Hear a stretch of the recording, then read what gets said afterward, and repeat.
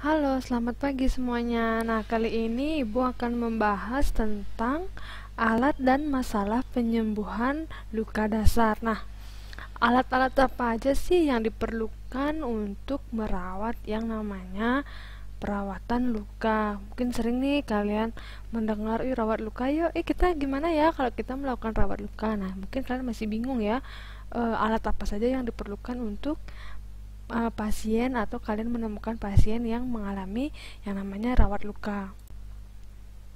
Oke, yang pertama, alat apa sih Bu yang digunakan untuk merawat luka pada pasien? Yang pertama itu ada yang namanya pinset anatomi. Nah, jadi pinset anatomi itu merupakan alat medis yang berfungsi untuk menjepit atau memegang jaringan, alat dan bahan medis lainnya. Pinset anatomi juga dapat digunakan untuk memegang kasa dan kapas yang sudah disterilkan pada saat membersihkan luka pasien. Nah, yang kedua itu ada yang namanya pinset silurgis. Jadi, pinset silurgis ini berfungsi hampir sama dengan pinset anatomi, namun perbedaannya pinset silurgis ini berbentuk bilah tajam pada kedua sisinya yang digunakan untuk menjepit jaringan pada waktu diseksi dan penjahitan luka serta memberikan tanda pada kulit sebagai memulai insisi. Jadi pinset silurgis ini berfungsi untuk memegang atau menjepit jaringan pada waktu diseksi ya adik-adik. Nah, yang ketiga itu ada yang namanya gunting steril atau gunting jaringan. Jadi, gunting steril atau gunting jaringan ini disebut juga dengan gunting bedah. Gunting jenis ini ada dua, di mana pada gunting dengan ujung yang tumpul digunakan untuk membuka bidang jaringan atau jaringan yang lembut, atau juga dapat digunakan sebagai pemotong secara tajam. Sementara itu, pada gunting dengan ujung yang bengkok biasanya digunakan untuk memotong objek pada tindakan pembedahan lipoma atau kista.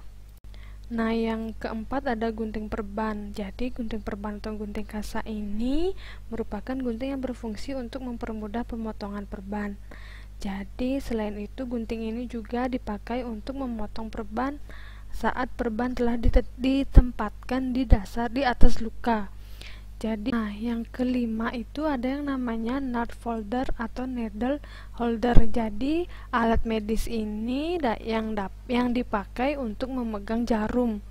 Jadi, kita nggak boleh memegang jarum yang untuk masuk ke jaringan pasien dengan tangan ya adik-adik.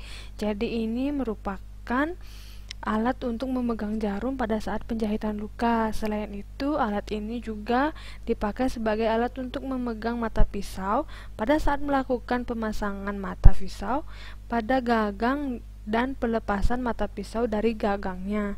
Jadi semuanya harus bersifat dengan steril ya adik-adik. Nah, yang keenam itu ada yang namanya jarum. Jarum bedah digunakan untuk menjahit luka. Jarum bedah ini pada umumnya dibuat dari logam. Bagian-bagian dari jarum bedah ini meliputi ujung jarum, batang atau badan jarum, dan mata jarum ya adik-adik. Nah, selanjutnya ada benang ya adik-adik. Nah, tadi kita sudah membahas tentang jarum, kali ini ada juga benang. Jadi benang bedah ini merupakan satu kesatuan dengan jarum bedah. Jadi ketika nanti kalian akan mempraktekkan ke rumah sakit setelah kalian kuliah, di sana kalian akan banyak banget mendapatkan tentang perawatan luka, atau kalian yang sedang melakukan home care.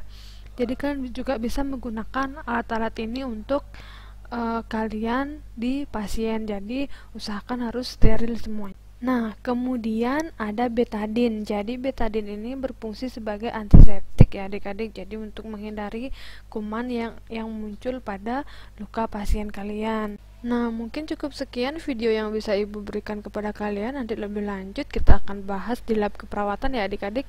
Semoga nanti kita bisa mendapatkan praktek lebih lama lagi di lab. Jadi kalian bisa memahami alat-alat apa saja yang perlu dipersiapkan untuk pada pasien rawat luka. Oke, terima kasih untuk waktunya.